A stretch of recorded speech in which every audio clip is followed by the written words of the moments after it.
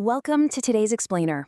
We're jumping right in today because we are looking specifically at ACIM, Lesson 89, which is a review of Lessons 77 and 78.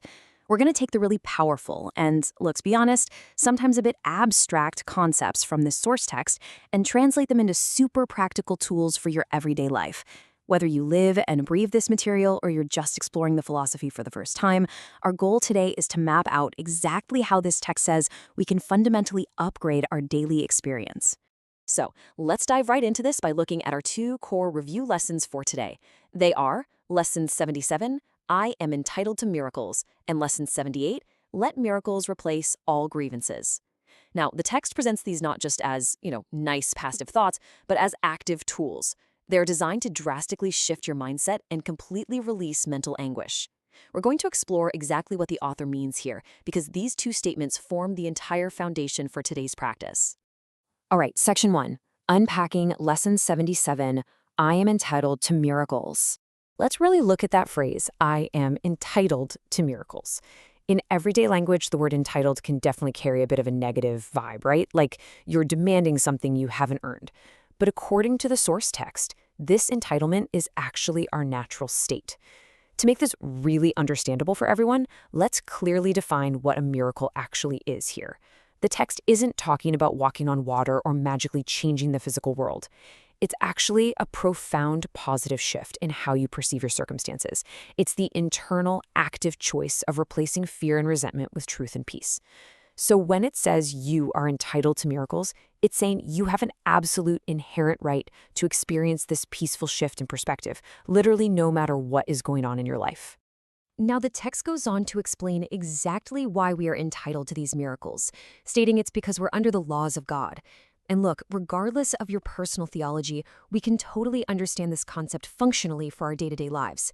It basically just refers to an ultimate universal truth of love and peace. It suggests that by aligning with this higher truth, we are completely released from all the chaotic rules, the conflicts, and the human illusions of the world. The source is telling us that these higher laws actively release us from our grievances and replace them with these perceptual miracles. And I think this brilliantly illustrates the core choice the text presents us with. You have grievances, which the text views as nothing more than illusions that are just totally obscuring reality. And then you have miracles, representing the actual truth lying right beyond those grievances. The text argues that you simply cannot hold on to both at the same time. If you're gripping onto a grudge or a resentment, you are actively choosing an illusion that hides the miracle you're otherwise entitled to. So the absolutely crucial point here is how you actually apply this in reality. Because the text doesn't just leave us hanging with theory. It provides very specific suggestions for your daily application. Whenever a frustrating situation pops up today, you can say to yourself, behind this is a miracle to which I am entitled. Or if someone is specifically bothering you, insert their real name. Say, let me not hold a grievance against you name, but offer you the miracle that belongs to you instead.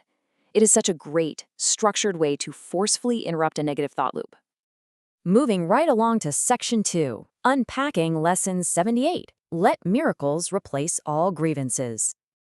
If Lesson 77 was all about recognizing your right to a peaceful shift, Lesson 78 is the actual heavy lifting of swapping out those resentments.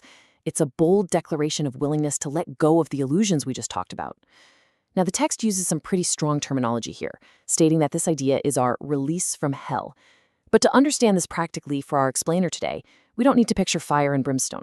The text defines hell as a state of mind. It's the intense mental anguish, the suffering, and the psychological torment that naturally comes from holding on to grudges. By choosing to let miracles replace those grievances, you are actively choosing to unlock the door to your own self-imposed mental prison.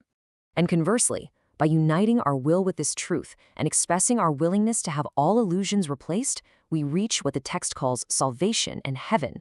Again, translating this to a practical psychological framework, it means achieving a state of absolute, unconditional inner peace. It's about deep emotional healing and total alignment with truth. The source is super emphatic here. You should make no exceptions and accept no substitutes. You want all of this peace exactly as it's intended for you. Now, what's really awesome is that it gives us the exact phrasing to tackle specific people or resentments throughout the day. Just like before, you have a toolkit ready to go. If you feel a grudge forming, internally state, I would not hold this grievance apart from my salvation. Or, if you're addressing someone directly in your mind, say, let our grievances be replaced by miracles, name. The entire goal is to use these specific forms to actively replace the grievance the very second you notice it creeping in. You might be wondering about the mechanics of this, right? Like exactly how long and how many times do you need to do this throughout the day? Well, the source text for Lesson 89 doesn't prescribe a rigid schedule. You don't have to set an alarm for every hour on the hour. Instead, the instruction is heavily implied to be responsive. You just apply these steps throughout the day whenever a specific grievance arises. Notice the resentment, pause and grab one of your phrases, use the person's name to make it specific, and actively let that shift in perception happen. You just do this as many times as those grievances pop up in your day. To finish this explainer up, let's reiterate our main lesson statements one last time so you can firmly lock these ideas into your memory for the day ahead. Lesson 77, I am entitled to miracles. Remember, you have an absolute inherent right to a peaceful shift in perception. And Lesson 78, let miracles replace all grievances. You have the actionable power to swap out mental anguish for true inner peace. Keep these two core thoughts front and center in your mind today. As we wrap up, I want to leave you with a quick question to apply right this second. What specific grievance are you willing to let go of today and replace with a miracle of shifted perception? Think of just one thing or one person and try applying the tools we covered. Oh, and hey, if you found this explainer helpful in breaking down these concepts, please make sure to hit like and subscribe so we can keep bringing you these structured insights. Thanks so much for learning with me today.